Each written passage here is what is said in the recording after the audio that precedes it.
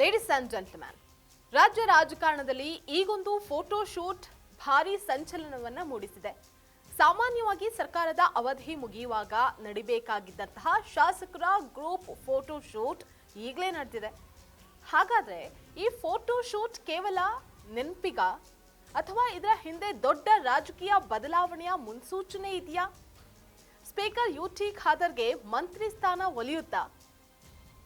ಅದೆಲ್ಲವನ್ನ ಕೂಡ ನೋಡ್ತಾ ಹೋಗೋಣ. ವೀಕ್ಷಕರೇ, ನೆಲ ಜಲ ಭಾಷೆಗಾಗಿ ಪ್ರಾಮಾಣಿಕ ಪತ್ರಿಕೋದ್ಯಮ. ನೀವು ನೋಡ್ತಾ ಇದ್ದೀರಾ ಫೋಕಸ್ ಟಿವಿ. ನಾನು ನಿಶ್ಚಿತ.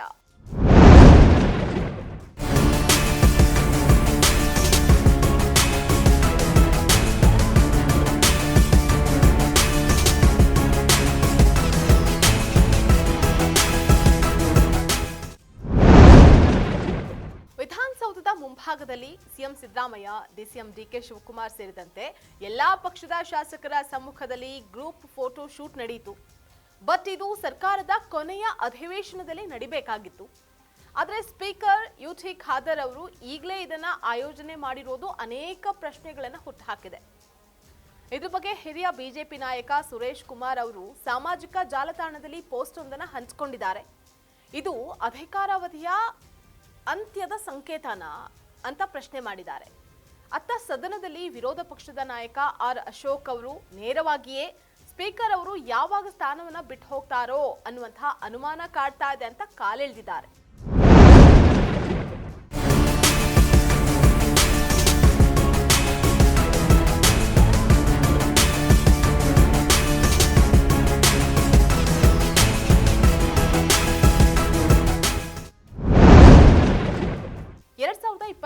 ರಲ್ಲಿ ಕಾಂಗ್ರೆಸ್ ಅಧಿಕಾರಕ್ಕೆ ಬಂದಾಗ ಯುಟಿ ಖಾದರ್ ಅವರು ಸಚಿವ ಸ್ಥಾನದ ಪ್ರಬಲ ಆಕಾಂಕ್ಷಿಯಾಗಿದ್ರು. ಆದರೆ ಹೈಕಮಾಂಡ್ ಸೂಚನೆಯಂತೆ ಅವರು ಅನಿವಾರ್ಯವಾಗಿ ಸ್ಪೀಕರ್ ಹುದ್ದೆಯನ್ನ ಅಲಂಕರಿಸಿದ್ರು. ಸದ್ಯದ ಮಾಹಿತಿ ಪ್ರಕಾರ ಮುಸ್ಲಿಂ ಸಮುದಾಯದ ಖೋಟಾದಲ್ಲಿ ಸಚಿವ ಸಂಪುಟ ಪುನರಚನೆಯಾಗುವಂತಹ ಸಾಧ್ಯತೆ ಇದೆ.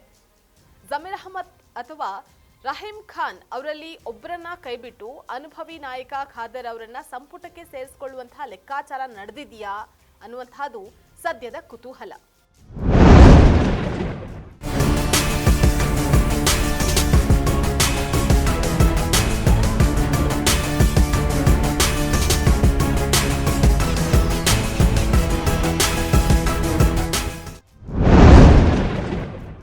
ಸಿಎಂ ಸಿದ್ದರಾಮಯ್ಯ ಅವರು ಸದ್ಯಕ್ಕೆ ಯಾವುದೇ ರೀತಿ ಬದಲಾವಣೆ ಇಲ್ಲ ಅಂತ ಹೇಳಿದ್ದಾರೆ. ಆದರೂ ರಾಜಕೀಯದಲ್ಲಿ ಯಾವುದೂ ಶಾಶ್ವತ ಅಲ್ಲ. ಫೋಟೋ ಶೂಟ್ ಮೂಲಕ ಖಾದರ್ ಅವರು ತಮ್ಮ ಸ್ಪೀಕರ್ ಸ್ಥಾನಕ್ಕೆ ಪೂರ್ಣ ವಿರಾಮ ಇಟ್ಟು ಸಚಿವರಾಗಿ ಹೊಸ ಹುದ್ದೆಯನ್ನ ಅಲಂಕರಿಸ್ತಾರಾ ಅಥವಾ ಇದು ಕೇವಲ ಒಂದು ಆಕಸ್ಮಿಕ ಫೋಟೋ ಶೂಟ್ ಮಾತ್ರನಾ ಅನ್ನುವಂತಹದನ್ನ ಕಾದ್ ನೋಡ್ಬೇಕಾಗಿದೆ.